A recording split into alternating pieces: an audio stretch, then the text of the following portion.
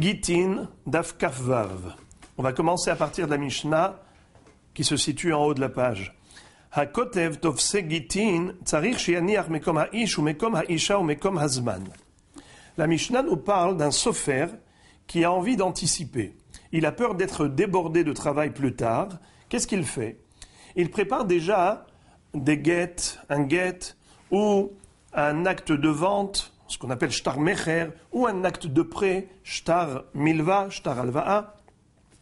A-t-il le droit de préparer comme ça des shtarot avant même d'être sollicité pour cela? La halakha est la suivante. Il a le droit d'écrire le tofes, mais il doit laisser la place pour le toref. C'est-à-dire, il peut écrire tout le formulaire, qui est commun à tous les couples, mais il ne peut pas écrire le nom d'un homme, d'une femme, une date. Ça s'appelle le toref. Ce sont les coordonnées précises du couple qui veut divorcer. Alors ça, il va devoir attendre. Une fois que le couple vient lui demander, il dit voilà, je m'appelle Réhouven, elle s'appelle Léa, et là, à ce moment-là, il va écrire l'Ishma. Et là, il va inscrire également la date. Shitre Milva, un acte de prêt, Tsarich Sheyaniach Mekom Ha Malvé, Mekom Halové, Mekom Hamarot, Mekom Hazman. Il doit laisser 4 espaces blancs pour le nom du prêteur, le créancier, l'emprunteur, le montant d'argent et la date. Shitre Mekah, pour un acte de transaction commerciale, un acte de vente, Tsarir Sheyaniach Mekom Halokeach, Mekom Hamocher, Mekom Hamarot, Mekom Hasadeh ou Mekom Hazman. Il doit laisser 5 espaces blancs pour écrire le nom de l'acheteur, du vendeur, le montant d'argent, c'est-à-dire le prix que ça a coûté, ou Mekom Hasadeh, la localisation du bien immobilier, c'est-à-dire de mettre l'adresse où se situe cette maison, c'est-à-dire qu'ils disent il a acheté Sadeh Ploni, cette maison, et ainsi de suite. Mais comme Hazman, laisser la place pour le Zman, pour inscrire la date. Mi pene hatakana. La Mishnah dit pourquoi est-ce qu'on a permis au sofer d'anticiper et d'écrire un guet, le tofes du guet, ou le tofes du shtar milva, ou le tofes de shtar mekah, c'est mi pene hatakana. De quel takana il s'agit? La Gemara, évidemment, va nous l'expliquer. Rabbi Yehuda posel bechulan. Rabbi Yehuda n'est pas d'accord avec Tanakama. Il dit le sofer n'a pas le droit d'anticiper. Il est interdit pour un sofer d'écrire le moindre shtar par anticipation. Ni le tofes, ni le toref, ni pour le guet, ni pour les autres shtarot. On verra après pourquoi Rabbi Yehuda est si strict. Rabbi El-Hazar marchir bekulan. Par contre, Rabbi El-Hazar, il dit que pour le guet, il est mahmir, et en effet, il exige que le tofes, que le tofes et le toref du shtar soient écrits qu'en temps et en heure. Pour un guet de femme, pour un divorce, le sofer n'a pas le droit d'anticiper, d'écrire ni tofes ni toref. Pourquoi? Parce que c'est écrit dans la Torah, vekatavla. Il doit écrire en son nom, l'ishma, au nom de la femme qui veut divorcer. Il ne peut pas donc écrire un guet avant même d'être sollicité. Par contre, il est marchir, bechulan, et chutz migitenashim. Rabbi El-Hazar est d'accord avec Tanakama, de dire que pour les autres shtarot, il n'y a pas de problème. Il peut écrire le tofes. Il n'écrit pas le toref. Il écrit le tofes, comme dit Tanakama. Mais dans Get Isha, même le tofes, il n'a pas le droit d'écrire. Pour quelle raison les autres shtarot, on n'a pas le droit de les écrire par anticipation? Pourtant, la Torah n'a pas parlé de l'ishma à propos des actes de prêt, à propos des actes de vente. Alors on verra ça tout à l'heure. Une parenthèse. Tosfot n'est pas d'accord avec Rashi de dire que Rabbi El-Hazar marchir dans les autres shtarot uniquement le tofes mais pas le toref, comme Tanakama. Pour Tosfot, Rabbi El-Hazar il est marchir complètement. Pour les autres shtarot, Rabbi Elazar permet d'écrire aussi bien le Toref comme le Tofes. Contrairement à Rashi, c'est lui qu'on a adopté comme interprétation, que Rabbi Elazar, il est marchir uniquement le Tofes des autres shtarot, comme Tanakama, mais pas le Toref. Gemara. Amar Rabbi Yehuda Amar Shmuel, tzarich sheyaniach af makom hareat muteret lechol adam. Rabbi Elazar hi, d'amar ede mesira karte ou ba'inan ketiva lishma. Shmuel précise que Tanakama ici suit l'opinion de Rabbi Elazar qui pense que ede mesira karte. Rabbi Elazar pense que on n'a pas besoin de signature de edim, on a besoin de edim au moment de la transmission du get. Par conséquent, quand la Torah dit vekatavla lishma, il faut écrire le get lishma. C'est la raison pour laquelle le sofer ne peut pas écrire par anticipation le nom du mari, le nom de la femme, la date et surtout gufo shel get. Le principal du get, c'est la rupture. Hareat muteret lechol adam. C'est cette phrase magique qui va faire que les liens, l'alliance de mariage entre cet homme et cette femme va être rompue avec cette phrase Hareat muteret lechol adam qui veut dire désormais tu as l'autorisation d'aller te marier avec l'homme de ton choix. Cette phrase également doit être écrite lishma. Et pourquoi ? Parce que la Torah dit vekatav là. Et quand elle dit vekatav, de quoi il s'agit ? De l'écriture du get. Mais quoi essentiellement ? Le toref, pas le tofes. Le toref, c'est ça ce que la Torah exige comme écriture lishma. Entre parenthèses, quel est le chidouche ? Ici, c'est de nous dire que cette Mishnah ne va pas selon Rabbi Meir. Parce que selon Rabbi Meir, d'après lui, on a le droit même de prendre un get de la poubelle. Ça veut dire que même si le get était entièrement écrit par anticipation, il n'y a aucun problème. Donc c'est sûr que notre Mishnah ne suit pas l'avis de Rabbi Meir. Pour lui, il n'y a aucun problème. Le sofer, il peut écrire et le tofes et le toref. Donc le Tana, Kama, qui dit qu'on peut écrire que le tofes et pas le toref, c'est parce que le toref doit être écrit lishma. Et donc ça, c'est Shmuel qui vient nous le préciser. La Gemara s'arrête sur le fait que Shmuel, à 3 reprises, il nous a dit que la Stam Mishnah, c'est Rabbi Elazar. Il nous a dit ça, Rachidi, une première fois dans Daf Kaf Aleph, deuxième fois dans Daf Kaf Bet, troisième fois ici dans Daf Kaf Vav. Dans Daf Kaf Aleph, il était écrit comme ça.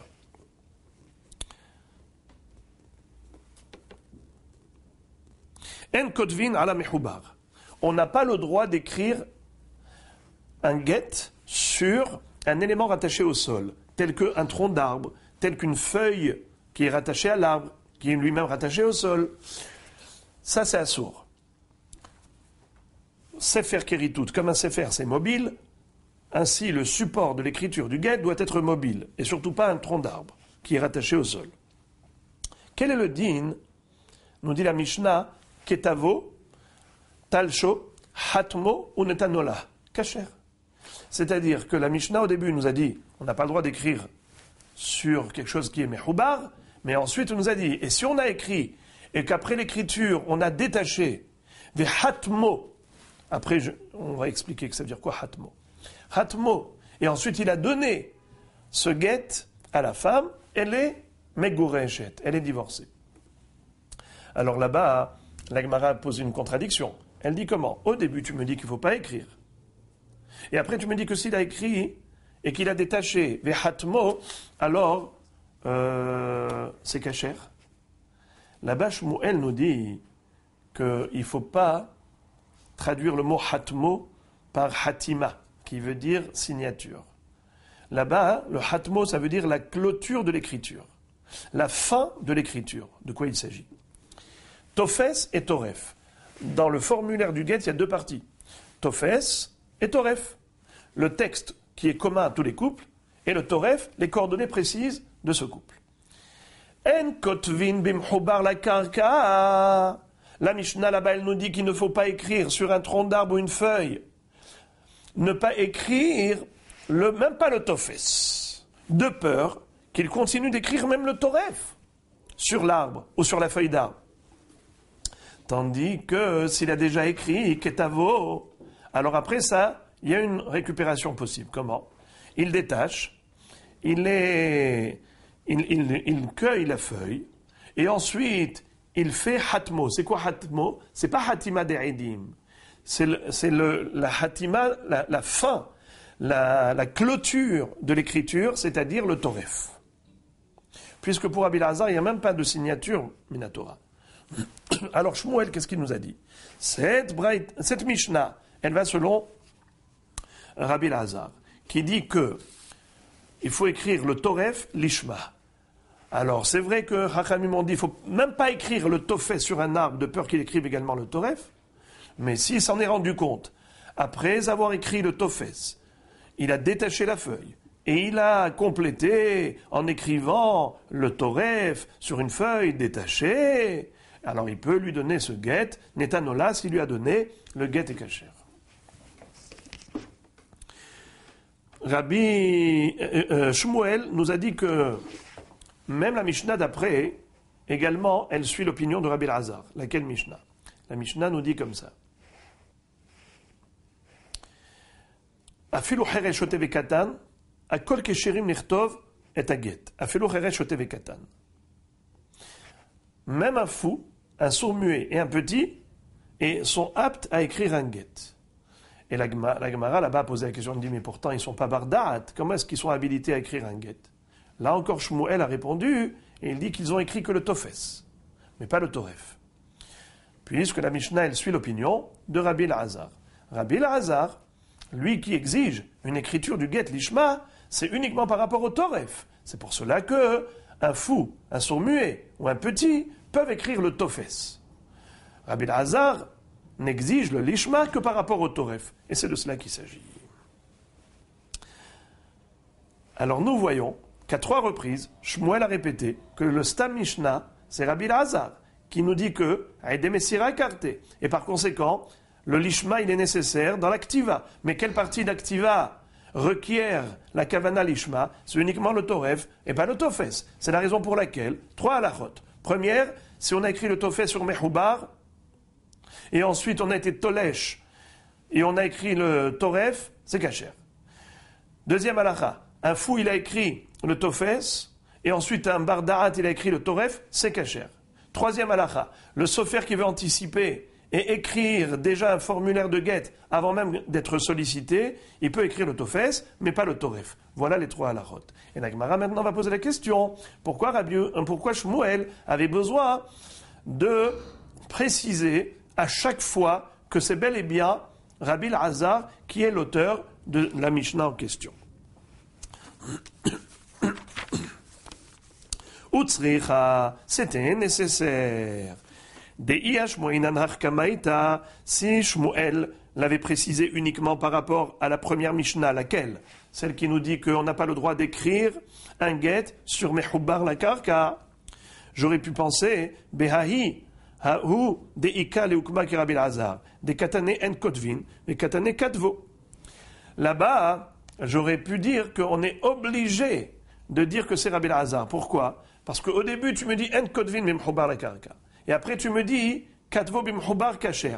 Comment tu vas comprendre cette contradiction? Alors là, Shmuel vient et me résout le problème comment?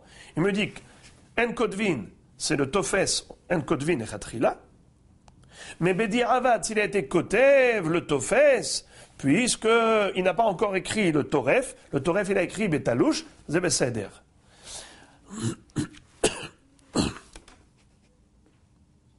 Aval sifa de katane she'en kiyum haget ela bechotmav ima Rabbi Meir hi de amar ede hatima karte. Mais à propos de la Mishnah concernant le cheresh shote vekatan, là-bas il est écrit ainsi: Akol ksherim nichtov et haget afilu cheresh shote vekatan. Et après il est écrit comme ça: Haisha kotevet et gitah ve'aish kotevet shovaro she'en kiyum haget ela bechotmav. Ça, c'est la Mishnah dans Daf Kafbet. Quand nous voyons la fin de la Mishnah, chez En Haget, chez En Kiyum Haget et la Bechotmav, quand on entend le mot Hotmim, tout de suite on pense à quoi? Aux Edim qui ont signé. C'est qui exige une signature de Edim sur le get? Évidemment, c'est Rabbi Meir. Donc forcément, cette Mishnah, c'est qui Rabbi Meir? Et bien voilà pourquoi Shmuel, il vient te dire non. En kiyuma get ela bechotmav, c'est qu'en général, puisque Rabbi Elazar, lui aussi, qui n'exige pas minatora une hatima de Edim, mais il est d'accord que mipnek tikkun haolam. Hachamim ont dit que c'est bien qu'il y ait des signataires sur un get afin que ce get puisse servir de preuve à la femme comme quoi elle a divorcé, qu'elle puisse se remarier. Alors, puisqu'il y a des hotmim sur le get, mipnei tikkun haolam, alors ces mêmes edim vont servir en général à la messira. Pourquoi? Tant qu'à faire, puisqu'ils sont déjà là et ils ont signé sur le get, le mari leur dit attendez encore 2 minutes, vous allez voir. Il prend le get, il donne à sa femme devant eux. Aidé, messira, écarté. Ils sont témoins visuels de la transmission du get. En général, nous avons les hotmim qui ont été hotmim, pnetikun haolam, ils sont aidé, messira. Tout cela, c'est un chidouche gadol de la part de Shmuel, car dans l'absolu, si je traduis littéralement la Mishnah, en kiyuma get ela bechotmav, je peux expliquer que la Mishnah va d'après Rabbi Meir. Et la raison pour laquelle Rabbi Meir dit qu'un Heresh Shotev Katan a le droit d'écrire un get, c'est parce que l'essentiel, c'est la Hatima des Edim. On s'en fiche de l'écriture. La preuve, c'est que même de la poubelle, on peut aller récupérer de là-bas un get et ensuite le faire signer l'Ishma, et ça va bien pour Rabbi Meir. Donc, un Heresh Shotev Katan, c'est pas pire que la poubelle. S'ils ont écrit un get, c'est sûr qu'il est cachère pour Rabbi Meir. Et on avait l'impression que c'est ce que la Mishnah voulait dire. Chez En Kiyuma Getela Bechotmav. C'est la raison pour laquelle Shmuel était obligé d'intervenir et de nous dire attention. Il ne faut pas se tromper. En Kiyuma Getela Bechotmav, ça ne veut pas dire que cette Mishnah, elle exige Minatora une Hatimat Edim. Car cette Mishnah, elle va selon Rabbi Elazar, qui pense que Edim est Sira Karté, et Minatora, on n'a même pas besoin de Edim chez Yahtemur à l'Ashtar, à la guette. Et par conséquent, il fallait comprendre pourquoi une écriture d'un choté, Heresh, Fekatan, c'est cachère d'après Rabbi Elazar, puisque la Torah, quand elle dit Vekatavla, c'est l'écriture et pas la signature. Réponse, Vehu Shishir Makom Atoref.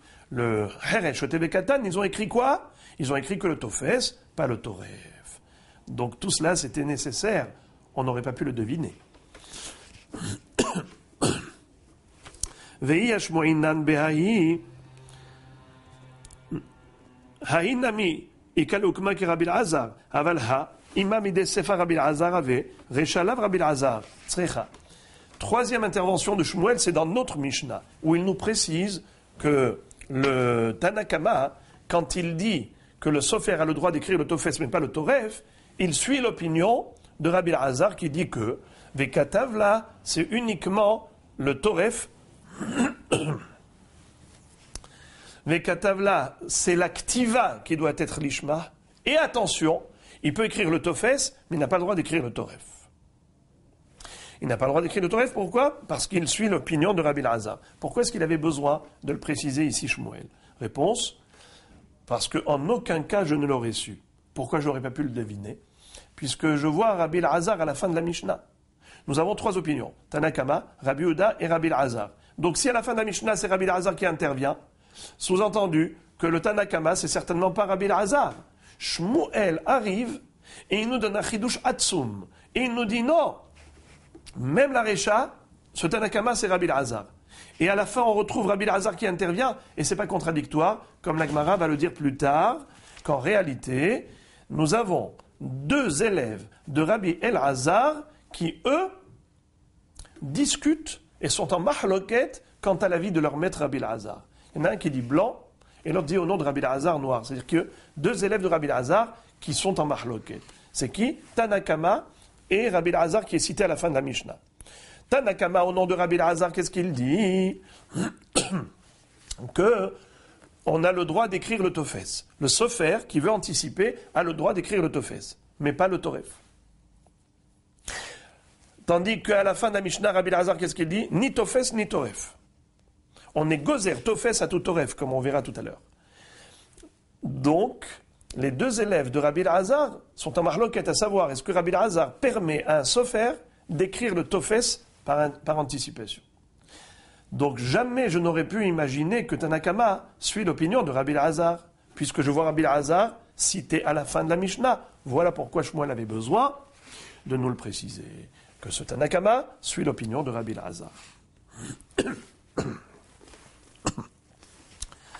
La Mishnah nous a dit « Mi pene atakana ». Pourquoi permettons au sofer d'écrire le tofes? C'est « Mi pene atakana ».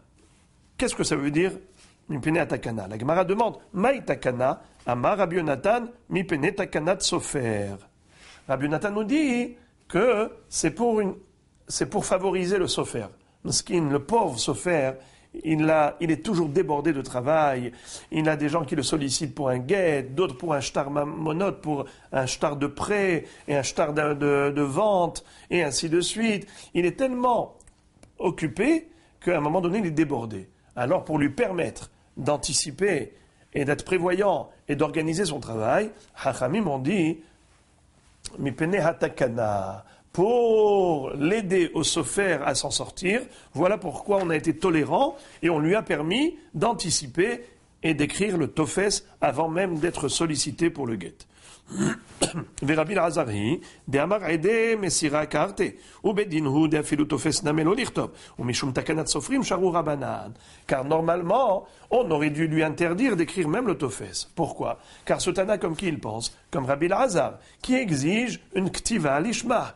Mais la ktiva lishma, elle concerne quelle partie du guet? Uniquement le toref. Mais le tofes, il peut être écrit même chez l'olishma. Alors pourquoi est-ce qu'on aurait dû interdire? On aurait dû interdire au sofer d'écrire le tofes de peur qu'il écrive également le toref chez l'olishma. Et c'est pour ça que... Alors, normalement, on aurait dû lui interdire. Pourquoi on ne lui a pas interdit? Réponse, mipene hatakana. Mipene takana de sofer. Par pitié pour le sofer, pour qu'il puisse organiser son travail et ne pas se retrouver noyé de travail. Voilà pourquoi Hachamim lui ont toléré, lui ont permis d'écrire le tofes. Rabbi Yehuda posel bechulan. Rabbi Yehuda, qu'est-ce qu'il dit dans la Mishnah? Posel bechulan. Aucune permission d'écrire par anticipation, ni pour le guet, ni pour les autres shtarot, ni le tofes, ni le toref. Alors la Gemara explique la raison de Rabbi Yehuda qui est autant mahmir. Rabbi Yehuda posel bechulan, gazar tofes, à tout toref. Il a interdit d'écrire par anticipation le tofes de peur qu'il écrive également le toref. Chez l'olishma. Et gazar shtarot à tout gitin. Mais ensuite Rabbi Yehuda est parti très loin. Il a interdit même d'écrire d'autres shtarot de peur qu'il écrive le get chez l'olishma. Donc ne pas écrire par anticipation d'autres shtarot de peur qu'il écrive le get par anticipation, et donc ce sera un problème de chez l'olishma. Alors a priori il y a ici une gzera l'exera, parce que déjà il interdit le tofes du get à cause du toref du get. Et il interdit le toref des autres shtarot à cause du toref du get. Et après le tofes des autres shtarot à cause du toref des autres shtarot qui... ou le tofes des autres shtarot à cause du tofes du get. C'est pas une gzera l'exera. Réponse. Si on ne maintient pas cette interdiction de manière générale, nous dit Rabbi Yehuda, eh ben la gzera ne va pas tenir. Si on veut qu'une gzera tienne, alors il faut étendre l'interdiction de manière générale et formelle. Ainsi, on est sûr qu'il n'y aura pas de dérapage et aucun sofer n'écrira le toref chez l'olishma.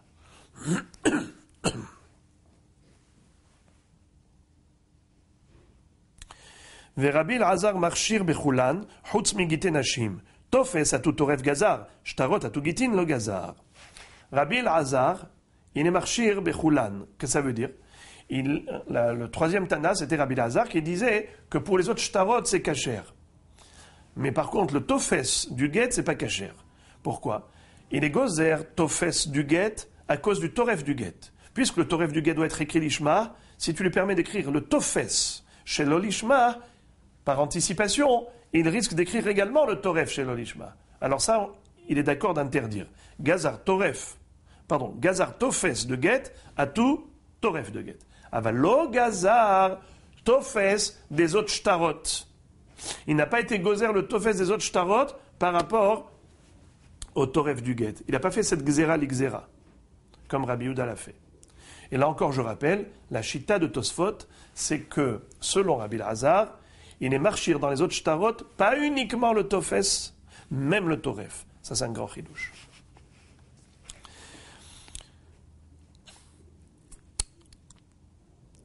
Deux points. Trois dernières lignes de la page. Sheneemar, vekatavla, vehakiktivla, atoref ou dirtiv. La Mishnah nous a dit à la fin, pourquoi est-ce que Rabbi Elazar est d'accord que on ne peut pas laisser le sofer écrire le tofes du guet par anticipation, parce qu'il y a un problème de lishma. La Torah elle a écrit vekatavla lishma. La Gemara dit je ne comprends pas. Quand tu dis Shene Emar, ça veut dire que la Torah elle-même nous interdit cette chose-là, que le sofer écrire le tofes. Mais c'est pas possible. Veha kiktiv la atoref ou dirtiv. C'est pas vrai? Quand la Torah elle a écrit Vekatavla sefer keritut, là lishma, à quoi la Torah fait allusion? Uniquement au toref et aucunement au tofes. Alors comment la Mishnah a pu donner une raison pareille? Pourquoi le sofer ne doit pas écrire le tofes du guet? Parce que c'est écrit Vekatavla, Sheneemar Vekatavla, là lishma. C'est pas possible. Il n'y a aucune allusion au tofes dans la Torah, c'est uniquement le toref. Réponse, et la ima, mishum sheneemar vekatavla lishma. Qu'est-ce que ça veut dire mishum? Rashi, regardez le dernier Rashi de la page. Et là, lotema sheneemar, de mashmar mine yalif. Et là, mishum, que l'omar, mishum sheneemar batoref, vekatavla lishma, gazrinan tofes, atutoref de oraita. C'est-à-dire, mishum, c'est-à-dire à cause de. À cause de la halacha de vekatavla lishma, à propos du toref, à cause de ça, Hachamim ont institué, par mesure de sécurité, l'interdiction pour le sofer d'écrire le tofes chez l'olishma, de peur qu'il écrive également le toref chez l'olishma. Donc, il ne faut pas croire que le pasuk vekatavla se rapporte directement au tofes. Non. À cause de la halacha de vekatavla qui se rapporte au toref, voilà pourquoi les Hachamim ont interdit au sofer d'écrire par anticipation le tofes. Maintenant, la Gemara va poser une contradiction entre la Recha et la Sefa de la Mishnah. Kashia des Rabbi Elazar à des Rabbi Elazar. Au début, qu'est-ce qu'avait dit Shmuel? Shmuel nous a dit que le Tanakama, c'était qui? Rabbi Elazar. Et à la fin de la Mishnah, c'est qui parle? Rabbi Elazar. Alors quoi, c'est une contradiction? Autocontradiction de Rabbi Elazar. Puisque Tanakama, qu'est-ce qu'il dit?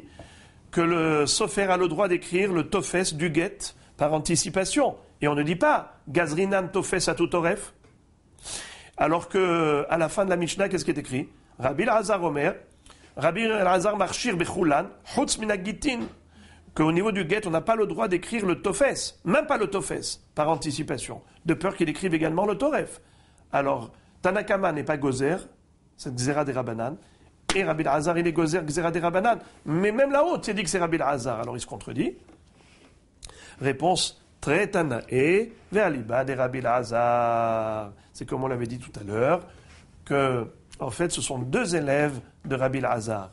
Le premier Tanakama, qui a dit que un sofer a le droit d'écrire le tofes du guet, et on n'est pas gozer à tout toref, c'est un des élèves de Rabbi Elazar qui disait que son maître n'a jamais interdit, par mesure de précaution, au sofer d'écrire le tofes, et ce, comme on l'a dit, mipne atakana, tandis que le deuxième élève qui a cité Rabbi Elazar en fin de Mishnah, lui pense que on ne tolère pas, même mipne atakana, on ne tolère pas que le sofer écrive le tofes. Pourquoi? Il risque d'écrire également le toref chez l'olishma. Deuxième ligne.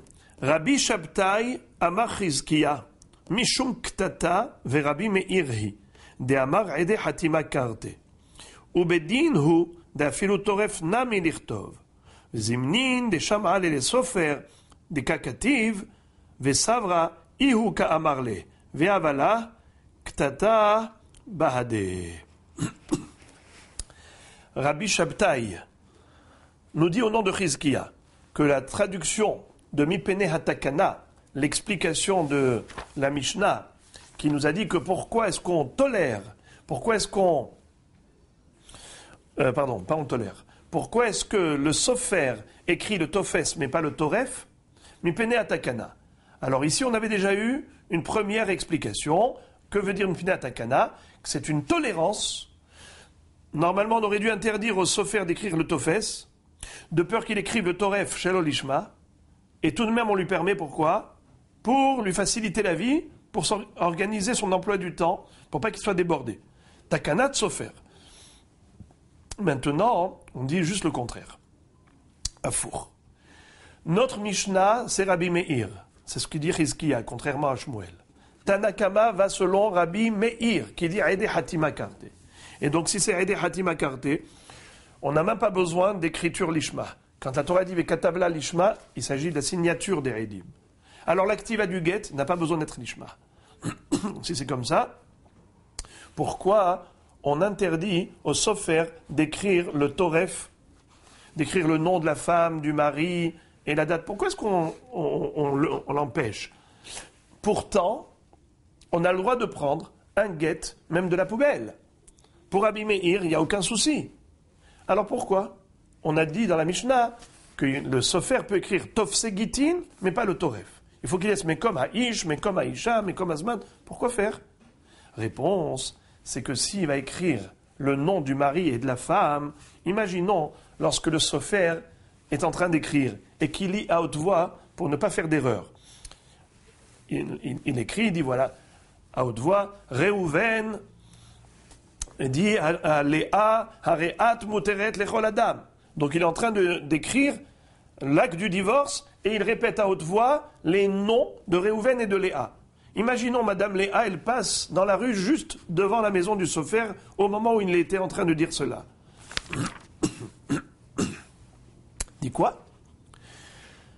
Il est en train d'écrire un get. Il est en train d'écrire un get, c'est-à-dire que quoi? Que mon mari est venu le voir et lui a demandé d'écrire un get pour moi. Ça veut dire qu'il veut me divorcer. Il veut divorcer de moi. Alors, dans ce cas-là, il va y avoir des problèmes de Shlom Bayit à n'en plus finir.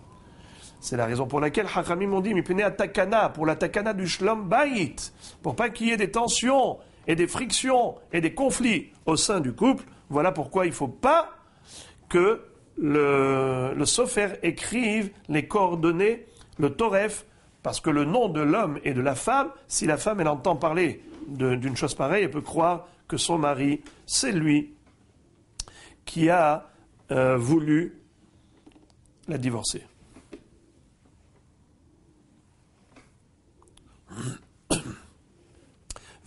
Donc, Havalek Tata Bahade, elle va se disputer avec lui.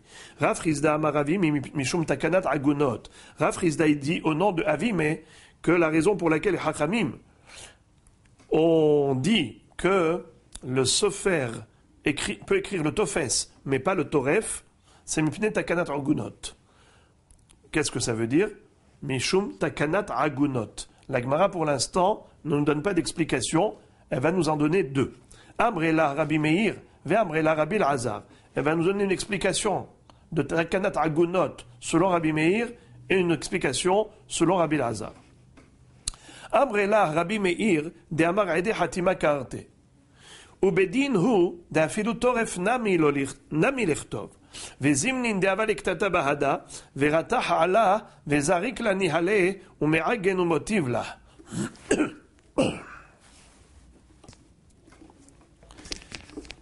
Une explication nouvelle. Qu'est-ce que c'est que Mipnei Atakana? Mipnei Atakana, Bemet, ce Tanakama, il pense comme Rabbi Meir que Ede Hatima Karte. Et par conséquent, on devrait pouvoir écrire l'ensemble du get, sauf la Hatima. Toute l'écriture du get, il n'y a aucun problème. Pourquoi ne pas l'écrire? Le risque est le suivant. Si le mari, quand il s'énerve envers son épouse, et il sait que le get est déjà tout prêt, tout est écrit, il ne manque plus qu'à faire signer des Haïdim, alors, au moindre coup de colère, il prend le get qui est déjà écrit, entièrement, il fait juste signer, et il lui jette le get, il lui donne le get, et il la laisse aguna. Aguna, c'est-à-dire la pauvre femme, elle va rester isolée. Ici, aguna ne veut pas dire aguna comme d'habitude, on a l'habitude de comprendre que aguna, c'est une femme dont le mari est parti, qui ne lui a pas donné le guet. C'est la vraie aguna. Ici, c'est dans une autre connotation. Mais agen ou motive là, c'est-à-dire la pauvre femme, elle aura du mal à retrouver un autre mari, à se reconstruire. Alors elle va se retrouver ici toute seule, à cause de quoi? À cause de la colère de son mari qui avait déjà un guet tout prêt pour le lui lancer. Mais à cause de qui le guet était prêt? Parce que le sofer s'est amusé à écrire par anticipation. Voilà pourquoi, mipene hatakana, on a dit, il peut écrire que le tofes, mais pas le toref. La takana de Agunot, selon Rabbi Meir, qui dit que ça nous suffit d'avoir juste 2 signataires pour rendre cachère ce guet, eh ben, ce serait trop facile. Il peut la laisser, la pauvre femme, divorcée, isolée, jusqu'à ce qu'elle puisse retrouver un deuxième mari. Amré, la Rabbi Lazar, deuxième explication de Takanat Agunot, et cette fois-ci, selon l'avis de Rabbi Lazar.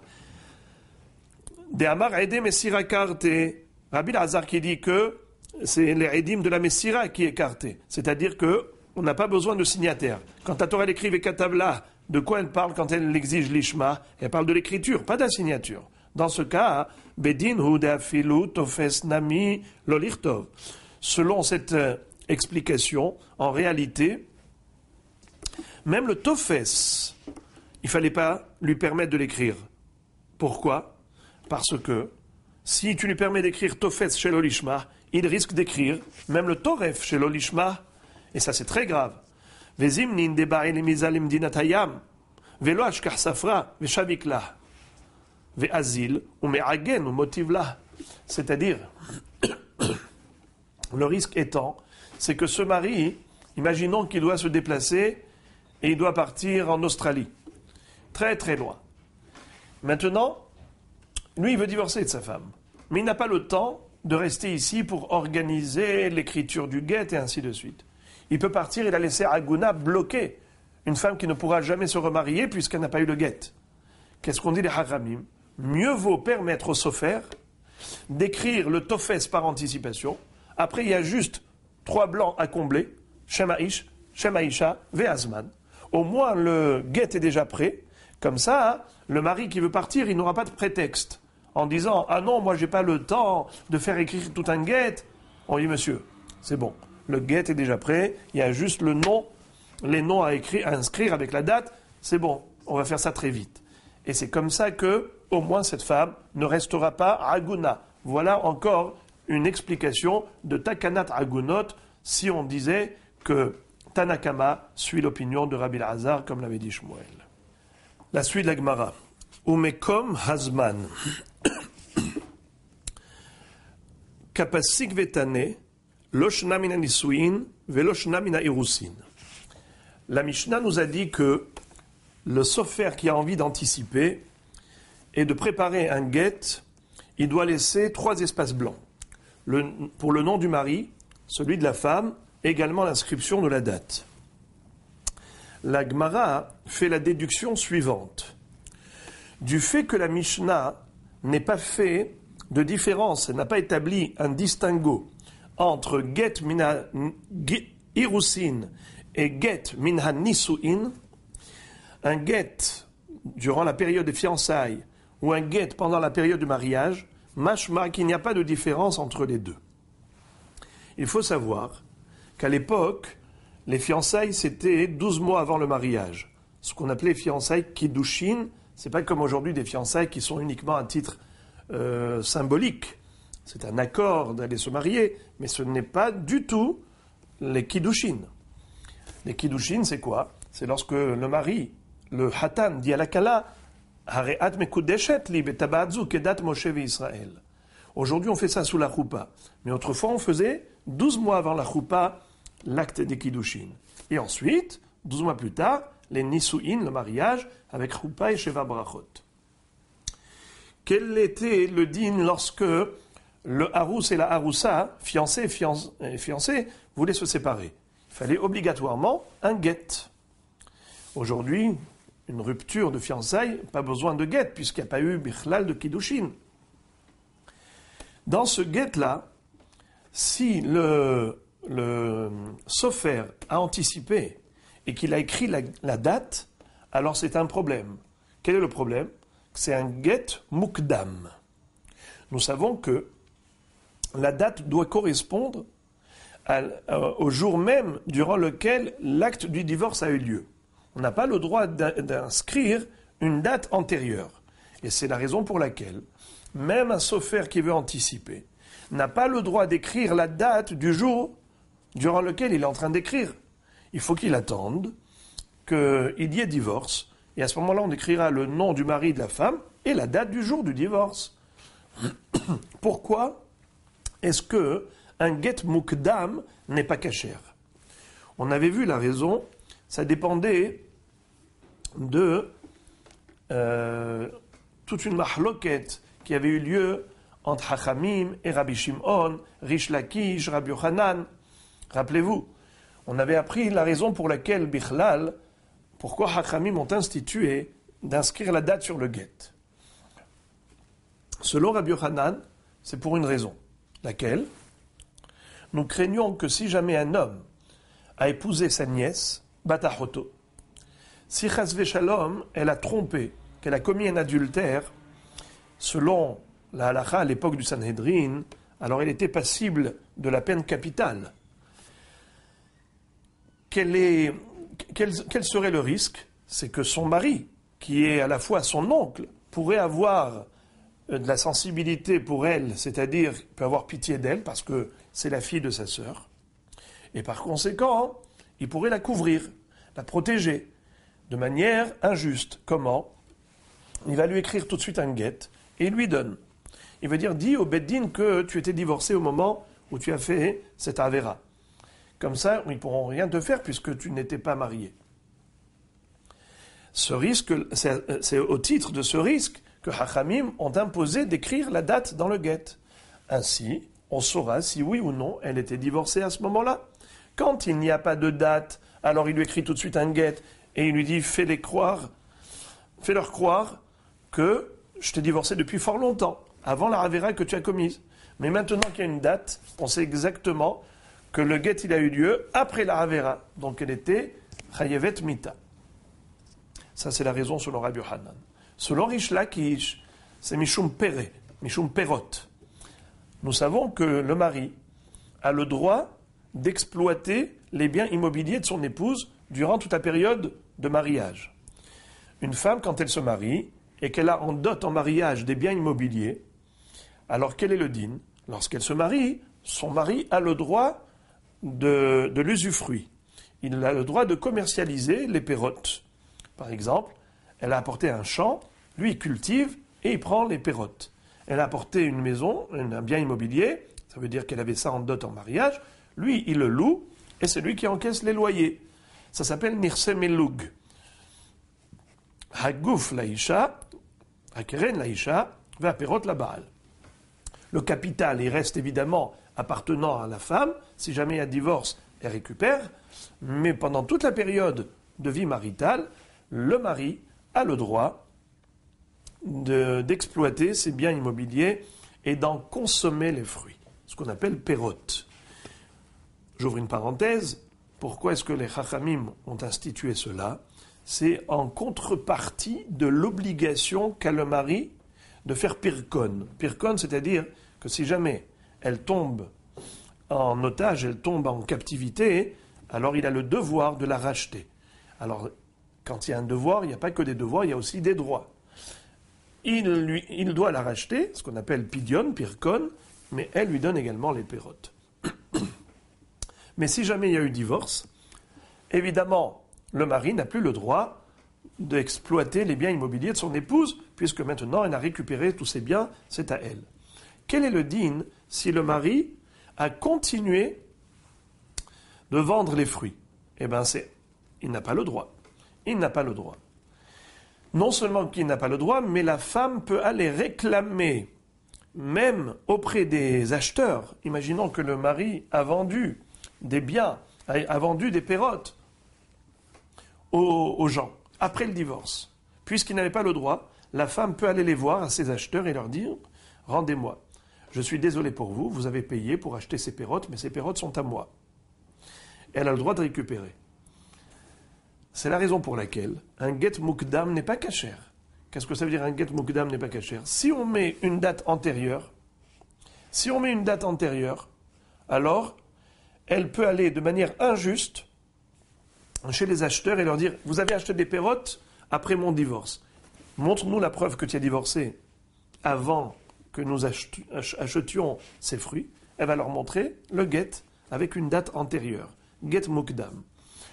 Elle va pouvoir leur dire « Remboursez-moi, tous ces pérotes, c'est à moi. » Et c'est pas vrai. En réalité, elle a divorcé après que eux aient acheté ces pérotes. Seulement, le sofer, il a écrit une date antérieure. Voilà pourquoi un get mukdam n'est pas cachère. À ce titre-là, nous allons voir tout de suite que le sofer, il a non seulement l'interdiction d'écrire la date sur la signature d'un get pour minanisuin, pour divorcer une femme mariée, mais même minha irusim, même pour le get d'une fiancée.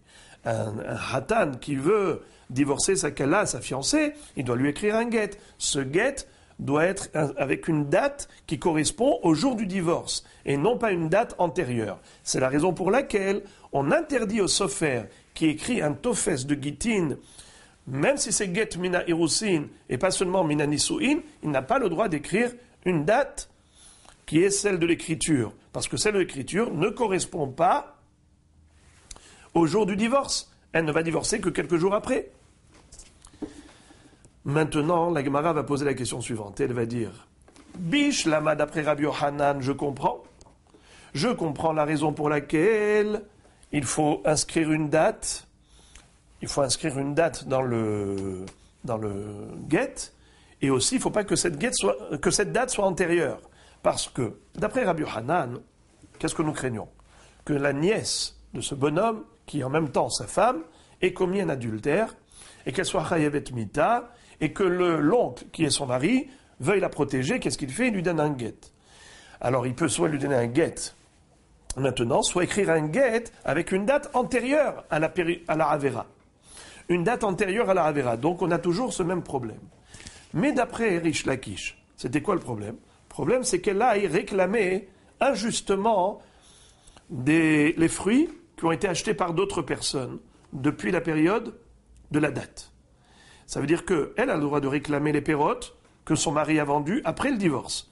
Mais en réalité, le divorce ne correspond pas à la date qui figure sur le get. Sur le get, il y a une date qui est bien antérieure à la vente de ces pérotes. Voilà pourquoi le get n'est pas cachère au niveau des nisouin. Mais, dit la Gemara, ça ne marche pas pour la période de Hirousin, car nous savons que le mari n'a pas le droit de pérote qu'après les nisouin, qu'après la choupa. Donc, entre fiançailles et mariage, ça n'existe même pas ce problème de pérote, puisque le mari n'a pas le droit du tout de toucher aux pérotes des biens immobiliers de son épouse. À partir de quand il va pouvoir jouir des pérotes? Qu'après le mariage. Parce qu'après le mariage, lui aussi, il a un devoir, c'est un devoir de la ketouba, de pidion. Si jamais elle tombe en otage, il a l'obligation de la racheter. Mais cette obligation n'est qu'après la roupa, après la ketouba, pas depuis la période des fiançailles. Donc, il n'a pas le droit aux pérotes. S'il n'a pas le droit aux pérotes, quel est le risque d'antidater? Quel est le risque de mettre une date antérieure? Qu'est-ce qui gêne les hachamim si le sofer écrit la date du jour de l'écriture et que concrètement, ils vont divorcer plus tard? Et alors, de toutes les façons, il n'y a pas de risque que cette femme aille réclamer des pérotes des acheteurs qui ont acheté après la date. Mais il n'y a aucune conséquence de pérote puisqu'il n'y a même pas de pérote en jeu, étant donné que le mari n'a pas pu vendre quoi que ce soit.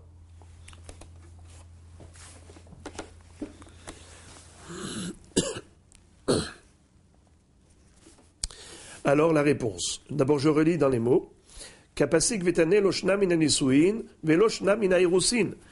La Mishnah a été tranchante. Elle n'a pas fait de distinguo entre get mina nisuin et get mina irusin. Dans tous les cas de figure, une date antérieure au divorce n'est pas cachère. La Gemara demande, Bishlama minanisuin, je peux comprendre pourquoi une date antérieure au divorce n'est pas disqualifie le guet, c'est seulement lorsqu'il s'agit d'un divorce de personnes mariées, pas de personnes fiancées. Pourquoi? Minanisuin, ben le mande amar mishum batachoto, ika, ben le mande amar mishum pere, ika, que ce soit pour un problème de la nièce qui s'est mariée avec lui, qui aurait pu, chas shalom, être infidèle, alors je peux comprendre, même mina irusin, ça aurait pu se passer, puisque la fiancée n'a pas le droit d'aller avec quelqu'un d'autre. Ben le mande amar mishum pere, excusez-moi, pardon. Si elle est mariée, alors évidemment qu'il y a un problème de batachoto. Il y a également un problème de pérote, alors je comprends. Et la mina irusin, mais si il s'agit de la période des fiançailles, alors je peux comprendre le problème de batachoto, parce qu'en effet, pendant la période de fiançailles, la fiancée se doit d'être fidèle à son fiancé, puisqu'elle est mekudeshet. Et là, les mandéamar mishum pere, arusa mitla pere. Mais d'après le mandéamar qui dit que Rish Lakish disait que le problème de Get Mugdam, c'est le risque qu'elle aille réclamer des pérotes de manière injuste, et donc elle va porter préjudice aux acquéreurs de ces pérotes qui ne méritent pas d'être escroqués. Alors, je peux comprendre ça pendant la période du mariage, mais Aroussa, mitla pere, mais est-ce que pendant la période des fiançailles, il existe un problème de pérote? Mais de toutes les façons, le mari n'a aucun droit aux pérotes. La réponse que donne la Gemara est la suivante. Amar Rav Amram, Hamilta, Shamait mine de'ula, de Amar mishum takanat valad. Velo yadana mainehu. La réponse à cette question a été donnée par Rav Amram. Pardon. Rav Amram a dit, j'ai entendu la réponse à cette question de la part de Oula. Et je n'avais pas compris à l'époque quelle était la signification de cette réponse. Il a dit la chose suivante. Mishum takanat valad. La date qu'a inscrit le sofer sur le guet pour divorcer des fiancés, si elle est antérieure à la période du mariage et à la période du divorce, eh bien ce guet n'est pas cachère. Pourquoi? Mishum takanat valad. Qu'est-ce que ça veut dire takanat valad? Pour la takana, pour le fœtus, pour le bébé. Alors voici l'explication. Il a dit, j'ai finalement compris le sens. Kevan de Shamaïta leha de Tanya. Lorsque j'ai appris la braïta suivante, Ha Omer kitvu get la roussati, un homme qui dit au sofer, écris-moi un guet pour ma fiancée. Lekshe achnesena agarshena. Je voudrais que tu m'écrives un guet parce que j'ai l'intention d'abord de me marier avec elle et ensuite de la divorcer. Ce rachat-là, il va déjà avec une intention, au moment où il va à la choupa, il a déjà préparé le guet pour elle. Alors, quel est le din? Eno guet. Hachamim nous disent que ce guet-là n'est pas cachère. Rashi explique que c'est la fameuse notion de guet yashan. Le guet yashan, on n'a pas le droit de divorcer avec un guet yashan. Ve'amarula mata'am. Pour quelle raison un guet yashan, c'est pas bon? Gzera shema yombru gita kodem libna. Achanami gzera shema yombru gita kodem libna. Pourquoi il ne faut pas divorcer avec un get yashan? Get yashan, c'est-à-dire le mari, il a fait écrire un get, ensuite il s'est isolé avec son épouse, et donc ils auraient pu avoir une relation, et voilà qu'elle a conçu peut-être de lui un bébé. Ensuite ils vont divorcer. Mais après, les gens, qu'est-ce qu'ils vont voir? Ils vont voir que cette femme, elle a eu un enfant. Avec les années, au fil des années, ils vont oublier qu'en réalité, elle avait repris avec son mari. Les gens vont se fier à quoi? À la date du guet. La date du guet, on va croire que c'était la date du divorce. En réalité, après avoir préparé le guet, après l'avoir écrit avec cette date, il n'a pas divorcé tout de suite. Il a gardé dans sa poche ce guet pendant un certain temps. En attendant, il a eu une relation avec son épouse, elle a conçu de son mari normalement, et elle a eu un enfant. Mais qu'est-ce que les gens vont dire plus tard? Que cet enfant-là, c'est pas le fils de ce mari. Cet enfant, il est né après le divorce. Ça veut dire que cette femme, peut-être qu'elle a eu cet enfant, sait-on jamais de qui, il doit venir d'ailleurs, et on ne sait même pas qui est son père, et ça fait un peu gamme mishpacha, ça fait une honte, aussi bien à l'enfant comme à toute la famille. Pour éviter ce genre de problème, Hachamim ont dit, on n'a pas le droit de divorcer avec un get yashan. On doit mettre la date du jour du divorce. Alors, ce même risque existe lorsque quelqu'un dit au sofer, mais prépare-moi le get, je voudrais d'abord me marier et ensuite divorcer avec elle. Divorcer d'elle. C'est-à-dire, je voudrais être avec elle et ensuite je vais la divorcer. Mais là, il peut y avoir un enfant qui va naître. Et cet enfant, il va souffrir de cette mauvaise réputation et toute la famille. Également, mina irusin. Voilà pourquoi Hachamim ont dit que même un get mina irusin, on ne permet pas au sofer d'anticiper et d'écrire la date du get, même lorsque c'est mina irusin et qu'il n'y a pas de problème de pérote. Certes, il n'y a pas de problème de pérote, mais il y a un autre problème. Problème de la réputation. Le problème du fait que, finalement, qu'est-ce qui va se passer? Il va se passer que si jamais ils vont se marier, et que le mari va décider d'utiliser ce get qui avait déjà été écrit, Bismana Irusin, il va l'utiliser après. Et qu'est-ce qui va se passer? S'il y a un enfant qui va naître, ensuite on va voir que le get, des années plus tard, on va voir que sur le get figure quelle date? La date des périodes de fiançailles, qui était avant le mariage. Mais en réalité, il n'a pas utilisé tout de suite le get à cette époque. Il a utilisé qu'après le mariage. Donc cet enfant, quand il va naître, le pauvre, des années plus tard, il va souffrir d'une mauvaise réputation, et même toute sa famille à elle va souffrir, et de manière injuste, de cette mauvaise réputation. Voilà pourquoi les Hachamim ont dit, il ne faut pas inscrire la date par anticipation, il faut attendre qu'il y ait divorce pour inscrire la date du jour du divorce.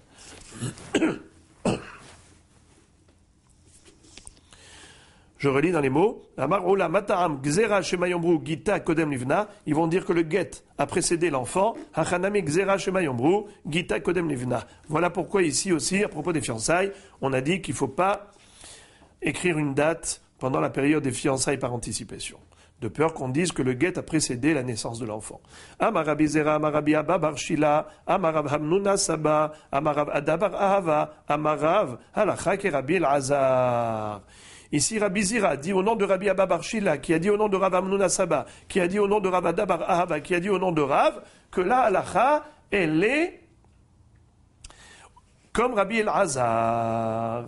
La halacha est comme Rabbi El-Azar. Que quoi? Rashi explique, chez Posel, Betofse Gitin, Gzera Mishum Toref.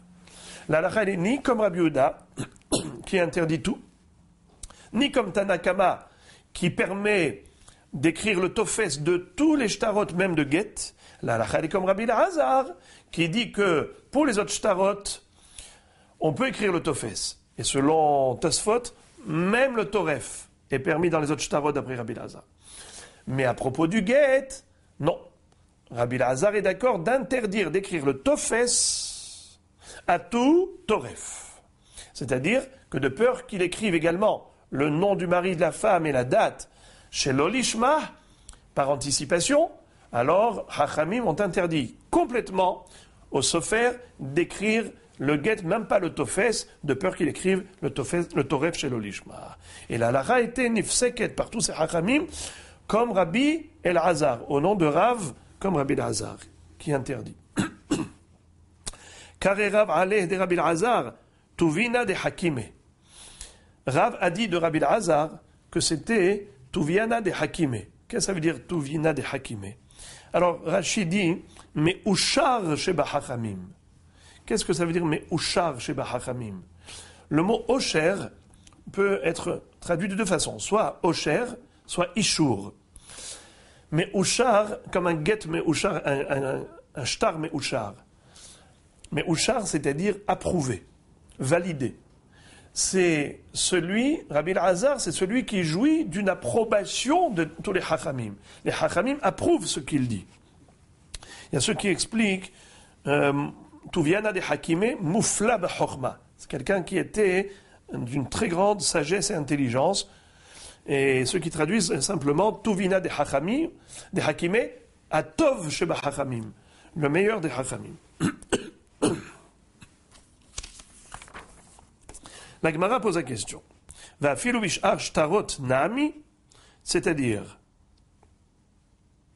lorsqu'on a dit que halakha qu'est Rabbi Elazar, Rav c'est ce qu'il a dit. La halakha est comme Rabbi Elazar, qui dit qu'on n'a pas le droit d'écrire le tofes du get, de peur qu'il écrive également le toref shelo lishma.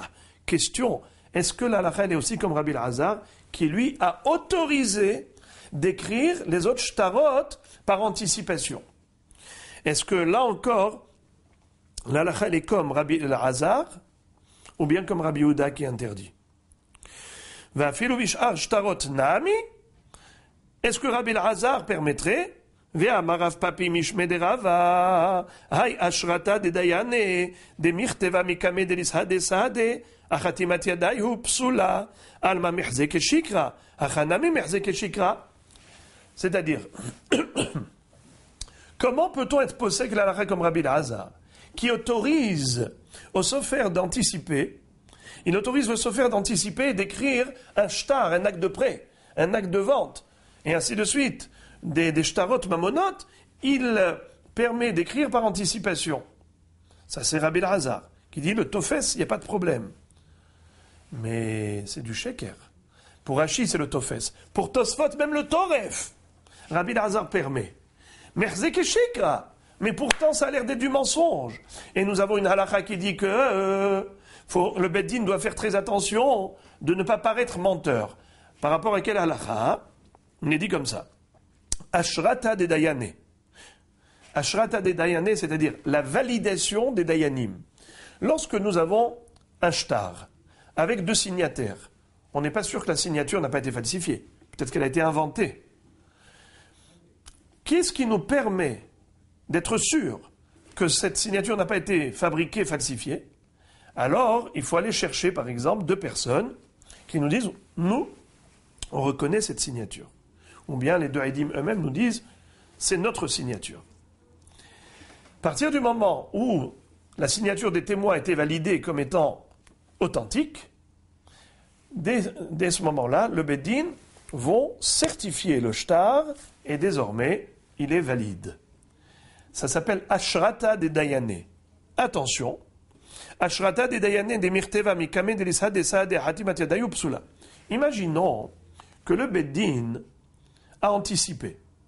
Et il a fait le Kiyum Hashtar, il a validé le shtar avant que n'arrivent les témoins pour authentifier leur signature.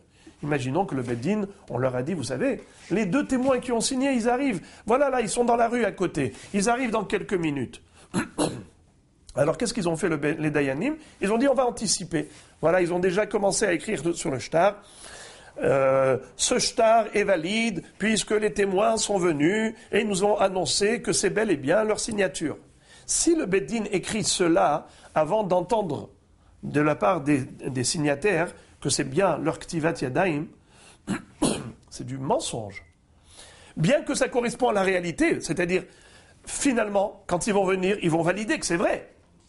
Mais au moment où le Beddin l'a écrit, à ce moment-là, c'était faux. C'est Merzek et Shikra. Merzek et Shikra. Comment vous écrivez que vous avez entendu de ces Haïdim que c'est leur signature? C'est pas vrai.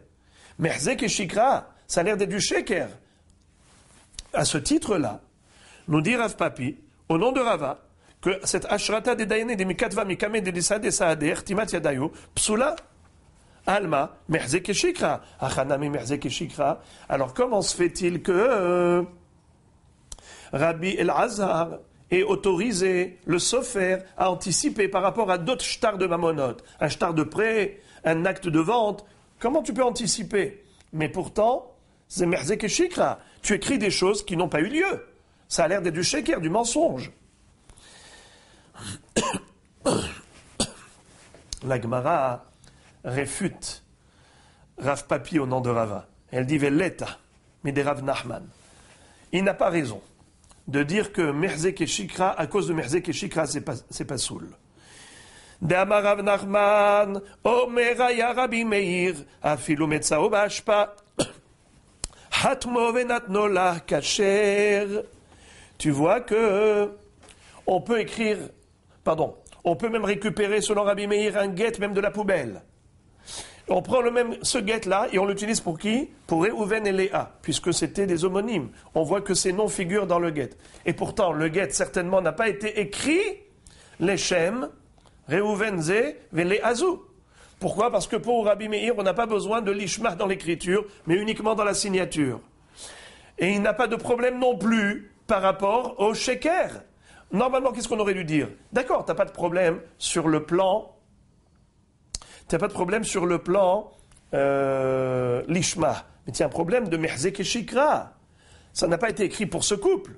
Alors lorsque ça a été écrit, c'était du sheker. Et tout de même, Rabbi Meir dit, il n'y a aucun problème. Tu peux prendre de la poubelle ce guet, tu fais signer de Edim, l'ishmah, et c'est bon. Donc on n'est pas... on ne tient pas de ce risque de nir'ak et sheker. ואפילו רבנן לא פליגי על ידי רבי מאיר אלא בקטעי נשים דבעין הכתיבה לשמה אבל בשאר שטרות לא. Et même Rabbi Elazar, qui n'est pas d'accord avec Rabbi Meir à propos du guet, c'est parce qu'il exige l'ishma dans l'écriture. Mais dans les autres shtarot, par rapport à un acte de prêt ou de vente où on n'a pas besoin de l'ishma, même Chachamim, c'est-à-dire Rabbi Elazar, serait d'accord avec Rabbi Meir qu'il n'y a aucun problème. Donc il n'y a pas de problème de merzek et shikra, c'est un faux problème. D'ailleurs, pour enfoncer le clou, la Gemara va nous citer une halakha très intéressante. De Amar Rabbi Assi Amar Rabbi Yochanan, Shtar shelavabo perao eno choser velovebo, shekvar nimhal shi'abudo. Quel est le din si jamais un homme a emprunté de l'argent? Réhouven a prêté à Shimon 1000 euros. Et ils ont écrit, aujourd'hui, voilà, ça s'est passé ce matin, il y a eu 2 Edim qui ont signé. Réhouven a prêté à Shimon 1000 euros. 3 heures plus tard, Shimon il vient chez Réhouven, lui dit voilà, je te rembourse. Merci pour ton prêt, voilà, j'en ai plus besoin, je te rembourse. 2 heures après, il revient, le jour même, et il lui dit écoute, tu peux me reprêter cet argent s'il te plaît, prête-moi encore. Il lui prête l'argent. Encore une fois, il lui prête 1000 euros. Alors, Rabotaï, il faut savoir une chose. Normalement, lorsque quelqu'un a prêté de l'argent et on a fait écrire et signer des edim pour ce prêt, la halakha elle est que si jamais l'emprunteur n'a plus d'argent pour rembourser, le prêteur, le créancier, a le droit de lui prélever des biens immobiliers. De lui prélever ses biens. Imaginons qu'il ait fait faillite, il a liquidé tous ses biens, il a vendu ses biens immobiliers. La halakha veut que le créancier puisse aller chez les acheteurs, chez les clients, et il leur dit, écoutez bien, vous avez acheté des biens hypothéqués. Car lorsque vous aviez acheté, moi je lui avais déjà prêté de l'argent, tous ces biens immobiliers m'étaient assujettis pour mon remboursement.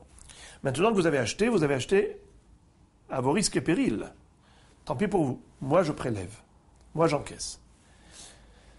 Ça, ce n'est valable que pour Milva Bishtar, que pour un prêt qui a été inscrit sur un shtar.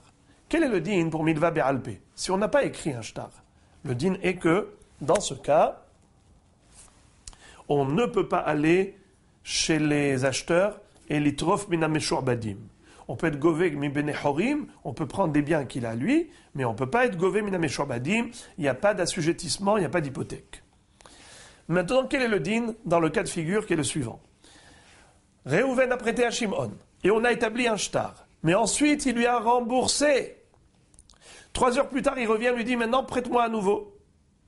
Et pour le deuxième prêt, on n'a pas établi un nouveau shtar. Mais ça s'est passé le même jour. Selon les dates, tout va bien. C'est le même jour. Qu'est-ce que nous dit la halakha? Non. Il n'a pas le droit. Eno choser velovebo, il ne peut pas utiliser ce shtar. Il faut le déchirer. Pourquoi? Kvar nimhal shi'abudo. L'hypothèque qu'on obtient par le biais d'un milva bishtar, ce shtar-là maintenant, puisqu'il a remboursé, le shi'abud a été annulé. Ah, maintenant il y a eu un nouveau prêt. C'est un nouveau prêt qui n'est pas bishtar. Donc il n'y a pas de shi'abud, il n'y a pas d'hypothèque. Tu vois que la raison qui a été donnée pour nous dire qu'on ne peut pas utiliser le shtar pour le premier prêt afin d'avoir une preuve pour le deuxième prêt, quelle raison qui a été donnée? Nimhal shi'abudo. C'est parce que l'hypothèque a disparu avec le remboursement du premier prêt. C'est la seule raison qu'on a donnée, la seule raison qu'on a trouvée pour disqualifier ce shtar pour le deuxième prêt. Mashma que s'il n'y avait pas un problème de Nimhal Shi'abudo, ça ne nous aurait pas gêné d'utiliser le shtar du prêt du matin pour le prêt de l'après-midi. Étant donné que c'est la même date, bien que c'est Merzek et Shikra, comment tu peux dire que ce qui est sur le shtar correspond au deuxième prêt? Mais dans la réalité, quand on avait écrit le shtar, c'était pour le premier prêt, pas pour le deuxième. Donc ça a l'air d'être du mensonge. Et tu vois que les Hachamim n'ont pas relevé. Ils n'ont pas considéré qu'il y avait ici un problème de Merzek et Shikra. Mashmak, la halakha n'est pas comme Rav Papi au nom de Rava, qui a dit qu'il y a une notion de Merzek et Shikra, et à ce titre-là, on devrait disqualifier tous les autres shtarot. C'est-à-dire, Rabbi Elazar aurait dû interdire pour tous les autres shtarot, non pas au titre de l'ishma, parce qu'il n'y a pas de problème de l'ishma, mais il aurait dû interdire au titre de Merzek et Shikra. On dit non, il n'y a pas de problème de Merzek et Shikra, c'est pas retenu dans la halakha. La halakha n'est pas ainsi, il n'y a pas de problème de Merzek et Shikra. Et par conséquent, pour d'autres shtarot, à part les gittin, Rabbi Elazar permet au sofer d'anticiper et d'écrire des shtarot, c'est pas Merzek et Shikra, et surtout qu'il n'y a pas de problème de l'ishma, donc il n'y a aucun problème de fond ni de forme.